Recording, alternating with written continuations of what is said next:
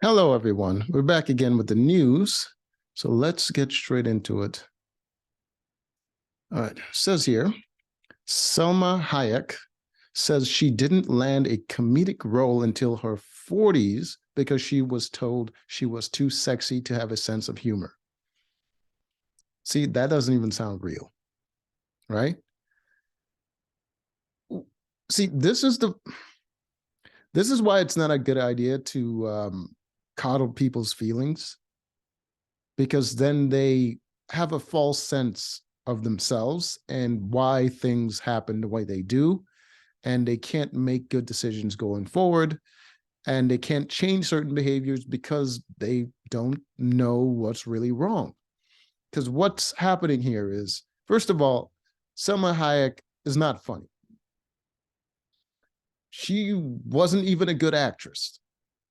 She just looked good, and she got the roles that she did, and she wasn't the typical pretty white girl, different ethnicity, and spoke Spanish a little bit and had an accent. So that worked for her. But she was never funny. So when she was going for roles for the attractive woman or the sexy woman, she got those because she was competing against other women that were going for that same role. The problem is when she tried to go for a role that was more comedic, she was also competing with people that go for those same roles that were more comedic. Guess what? She didn't measure up in that category, right? Because you always have to audition for the roles that you're supposed to be playing. You see what's happening here? Now, when you have that information, see, the good thing about the truth is when you know the truth, it's very difficult for people to lie to you. When you have that information and you see something like this, when she says, I was told that I was too sexy to have a sense of humor, that sounds like she asked someone, probably her agent or whoever it was, why didn't she get the role? And they tried to let her down in an easy way by giving her a compliment and also making it seem like it wasn't her fault, but it was rather the people that was auditioning her, they had a bias against her. And now she's gone up to 40, however old, she's probably like 50 something right now. And she has this false sense of what actually happened in her life, because this doesn't make any sense. All right. Salma Hayek Pinault, that's her, said she was typecast and not offered the chance to appear in comedies. She was typecast. You're typecast because you weren't good enough for other roles. Sorry. You got to work on your craft and you got to be versatile in order for people to put you in other things. They have to be able to see that you can do those things. If you audition for a role and you kill it, it wouldn't make sense for them to deny you that role. My entire life, I wanted to do comedy and people didn't give me comedies. That's not how that works. Just because you want to do something doesn't mean people have to let you do it, especially on a big stage. Comedians work their entire lives going from shitty little clubs and bars, playing those venues in order to get good at comedy and in order to get noticed and build up the skills in order to do something. But you're just like, my entire life, people just give me things. So now that I want to do something new and people are not giving me things, it seems like prejudice to you. But no, you're just privileged. They said you're sexy, so you're not allowed to have a sense of humor. That's not how it works. Having a sense of humor doesn't make you funny. Selma Hayek Penault said she was pigeonholed. She didn't have the opportunity to play a character who was both funny and sexy until her 40s.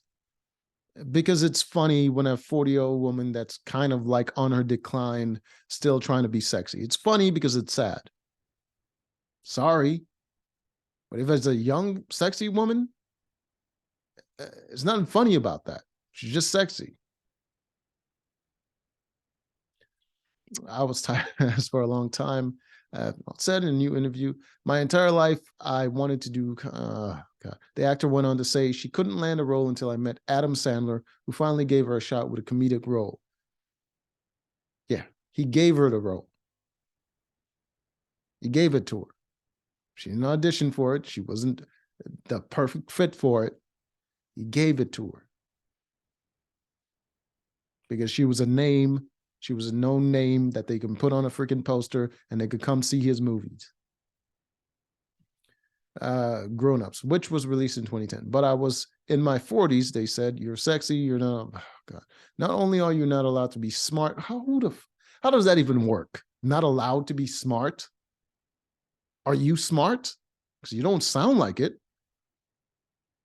Smart isn't a role you could just put on. Either you're smart or you're not.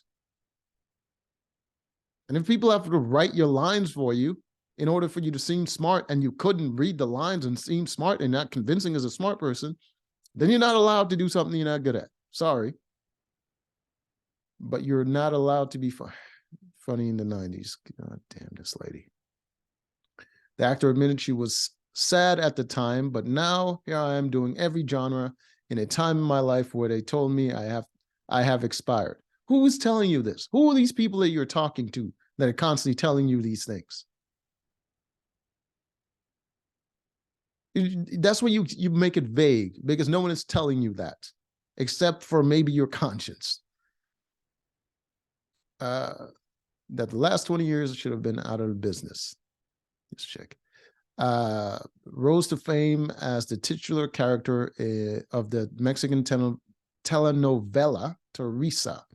Following her success on the show, Hayek went to America in the early 90s to pursue a Hollywood career. Then she landed a role opposite Antonio Banderas in Robert Rodriguez's 1995 movie Desperado, which marked her first ever American film.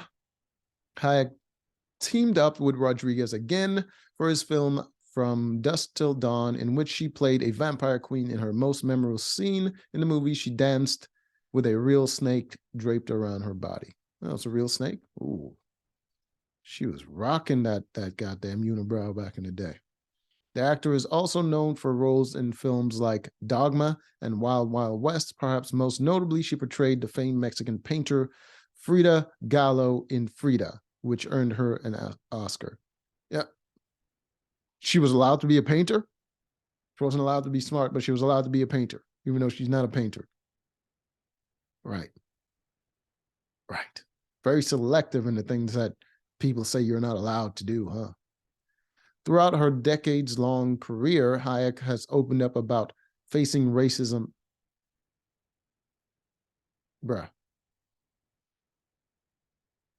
How many people moved from, what was it, Mexico?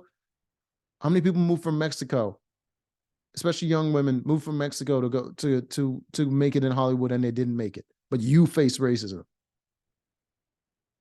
Just check. Fighting against stereotypes. She's also spoken about fighting to play complex characters in films. That's not how that works. You have to be good for the role. You have to be able to play the role. It's a merit-based system because people are trying to make money. People do anything for money, even if they're racist. They don't give a shit about their racism if it makes them money to hire people of different ethnicities. In recent years, she starred in an action movie, Hitman's Wife's Bodyguard. What? Played an immortal named Ajak in Marvel's Eternals. Portrayed Pina Arirma in House of Gucci, and voiced Kitty Softpaws in Puss in Boots: The Last Wish. But she wasn't the first Puss in Boots, so it was just it was easy for her to get that job because she made connections. This chick is ridiculous. It seems like she got to that point in her life where she had to do a memoir or something, and she had to talk about her life. And looking back, she had no struggles. She had no struggles, and she was just a pretty girl, and she got through life being pretty and off her looks. And she never really had to work that hard for things, except for the things where she actually had to work hard for. She cried discrimination.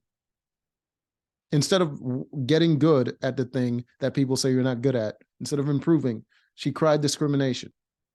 And then looking back at her life, it was so easy. She just had to say it. She had to say people were discriminating against me. She had to create a struggle, create a conflict, because her life wasn't interesting. Sad, but so it is.